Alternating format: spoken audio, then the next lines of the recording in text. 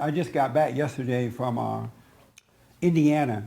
One of my aunts, or aunts, it all depends on if you're black or white, aunt or aunt, expired. She was 82 years old and she had cancer, so she expired last Thursday.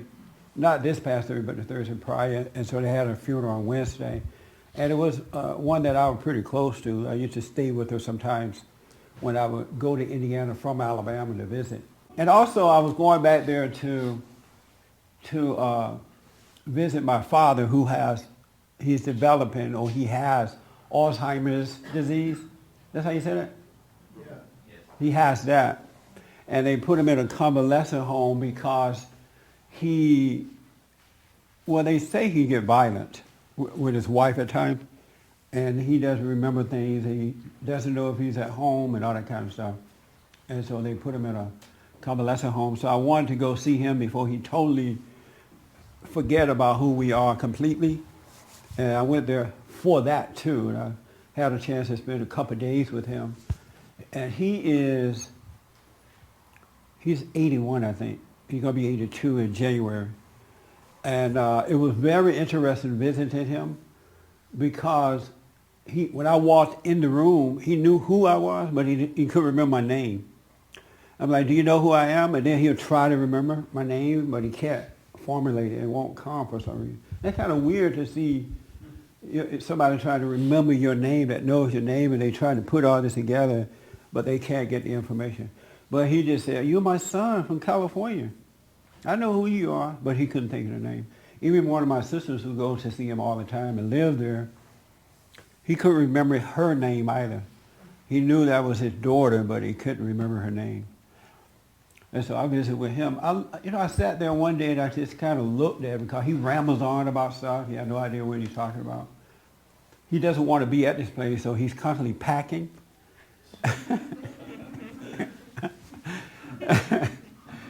And his wife said he did that at home too because he didn't think that was his home. So he would go into the closet and take everything out and pack it and say he was going home. And then he would move it from downstairs to upstairs and back downstairs constantly packing. So whenever I went to see him at the convalescent place, he had his things all packed on the bed. I'm like, where are you going? He's like, I'm going home. I got to get out of here. I'm a preacher. I can't stay up in here. I'm like, no, you're not going home. Yes, I am. And he thought for sure he was going home. And that was interesting. It was interesting to see him ramble on and on about nothing, and you don't know what he's talking about. So I looked at him. I just kind of stood apart and looked at him to see how I felt about his condition, what I felt about it emotionally. And I didn't really feel anything about his condition. Of course, I wish him well. I wish, I prefer that he can communicate and, all that kind of stuff. But I didn't feel sorry for him or anything. I was so grateful, and I am grateful that God gave me the opportunity to work everything out with him before that happened.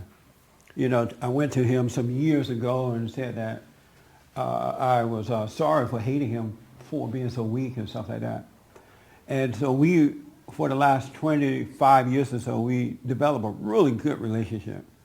And so it felt really nice looking at him losing his mind like this. And then I have no anger toward him, no disappointments. I don't feel like I need him the way a son would need a father, or a mother, a daughter would need a father. And that was like so nice to see that. And so I tell you that to say that if you hold any grudges against your parents or anybody, I would quickly go and let it go. Because you just never know what tomorrow is going to bring. And a lot of people don't do it, and then when they can't do it, when they can't forgive, go to the person to forgive, they feel all disappointed, and now they're judging themselves for that. And so, but it felt nice to not have anything against him at all. Not at all. And he's kind of funny too in his craziness. Well, he was kind of like this beforehand. My dad is a preacher, and he doesn't believe that women should be preachers and things like that, should be in a leadership role. And so my sister and I were sitting there Friday talking to him, and my sister get irritated at him anytime he speak about the role of man or and the role of women, right? She doesn't like that at all. She just kind of get all mad. And so he was kind of talking crazy in his head. And so I said, Dad, her name is Annie Ruth. I said, Annie Ruth going to be a preacher one day.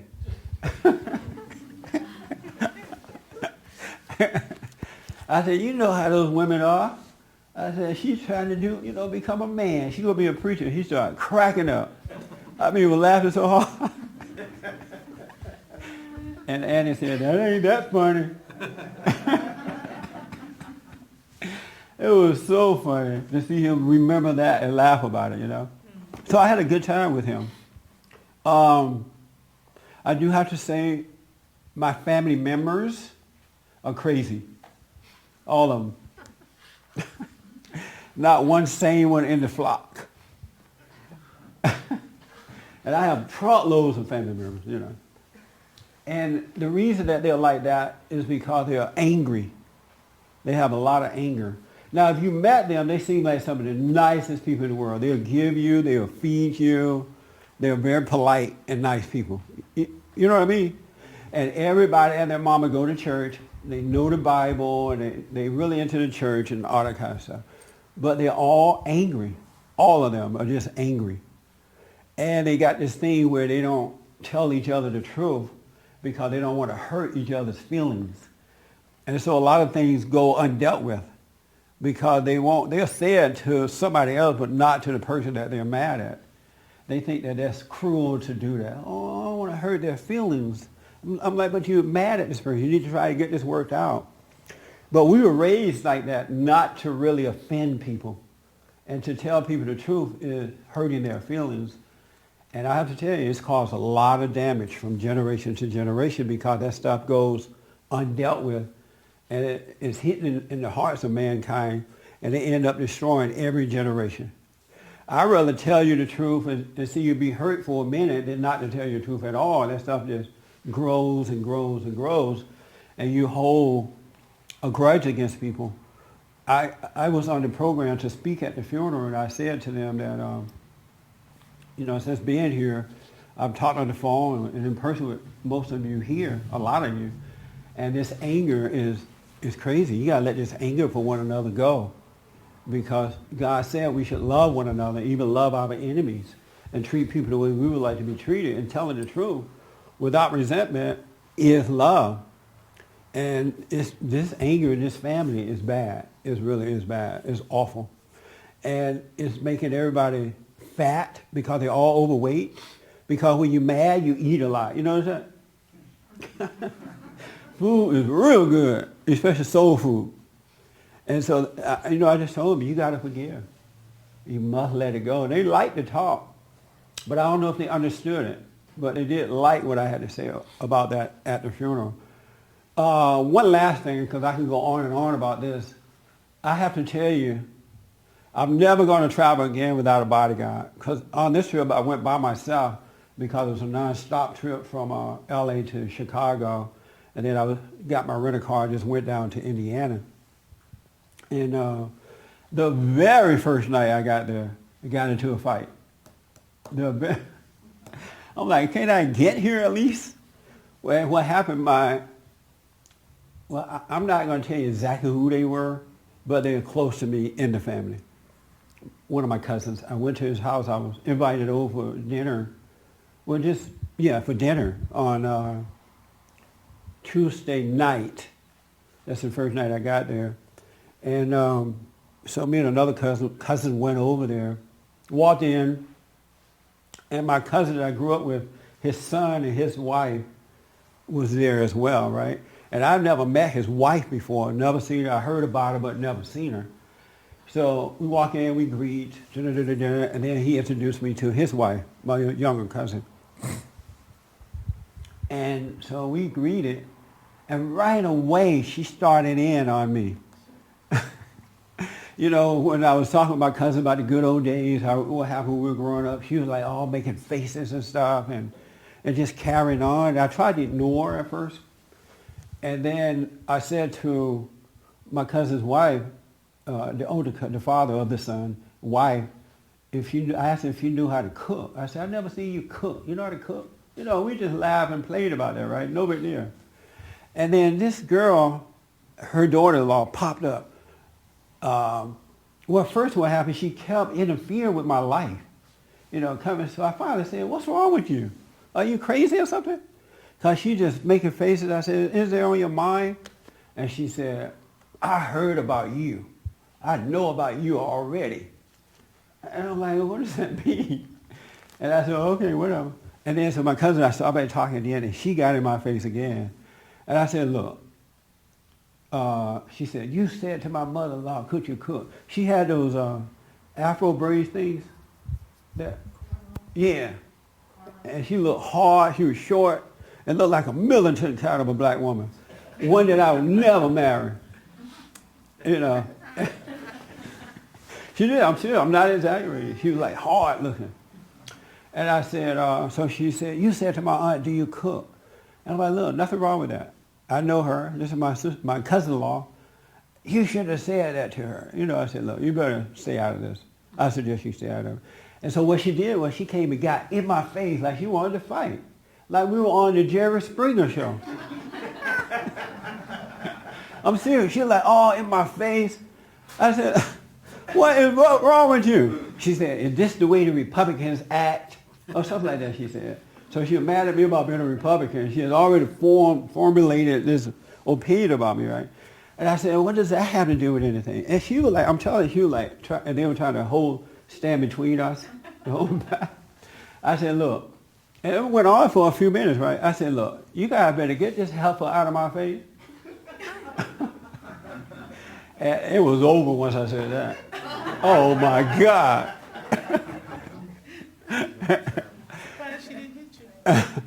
Ooh, I'm glad she didn't hit me. I'll be staying back there for another funeral. You're supposed to turn your cheek. Yeah, I was going to turn that cheek all right. And so what was so interesting about it, and this is the sad part about it, my cousin, who is older than I am, and his son, who is her husband, were absolutely afraid of that girl. They would not correct her. They would not tell her to back off or anything. They were afraid of this girl. And it was sad to see that, right? And so when I would call her heifer, they like, you need to apologize. And I said, I'm not apologizing. There's another word I would like to use, but since I'm in your house, I'm not going to use that word. So I'm just going to stay with heifer. And they're like, no, you need to apologize. And she said to her husband, you going to let him treat me this way? You're not going to do anything about it? And Brian, well, I just said his name, poor little cousin. He's 30-something years old. He's not like a baby boy, right?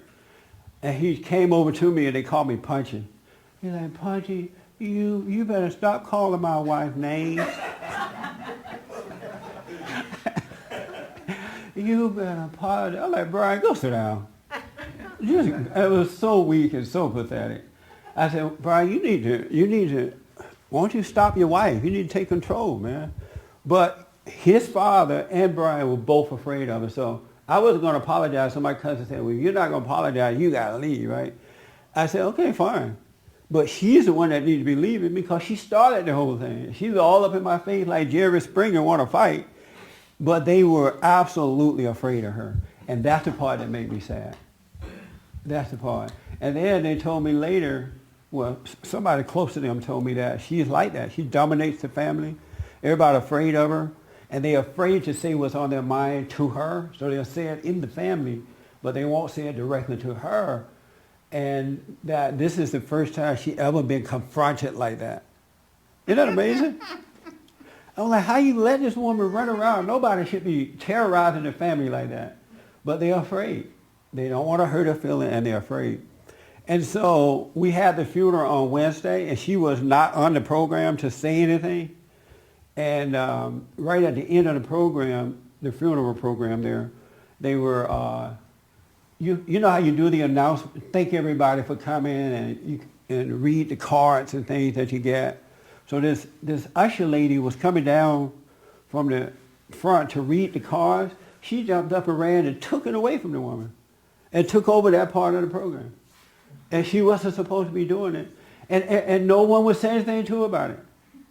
And so later, instead of them dealing with her, they apologized to the usher for this woman doing that. Wow. Isn't it sad? Yes. All in the name of Jesus. That's how they function. And it's the saddest situation I ever seen in my whole life. And during the service, she would not sit down. She was just up and down, running around, and coming over to her husband because we carried the casket in, so all the guys were sitting on the front. She kept coming over there and just acting out. So I'm thinking maybe she's mentally ill or something. But they are afraid of her. And I'm telling you about my experience with my family, but it's not unique to my family. No. It is not unique. People will not speak up now and tell the truth. They'll rather do it behind the back where it doesn't solve any problems rather than confronting and dealing with it with love. And I tell you this because you got to change from this. This is not the way we're supposed to be living. Not at all. And those type of people, when they are not dealt with, they get worse in life. You know, they get worse. They don't get better. And we got to be honest with one another. We really got to be honest with one another. Just be honest. Tell the truth. Because you may be able to help somebody. Don't be mad at them. Don't hold grudges, but tell the truth. In family, everything starts with us first, and then in families, and then it goes out into the world. But it's not happening. And I don't even want to get into the thing with my father and his wife and his other children. I'll be here all day. And another thing I noticed is there is no resolve to the issue, no solving the problem because nobody want to get together and really deal with it. And then they want me, when I'm there, they're running me crazy and trying to get me to have meetings with everybody, work out stuff, but they won't do it with one another. And I said, you know what, I can't live for you. You got to live for yourself. Isn't that amazing? But they're some nice people, so if you see them, don't be mad at them. Because they'll feed you. They're very nice folks. They go to church. And I ain't going to tell that. Let me stop telling all my little family business.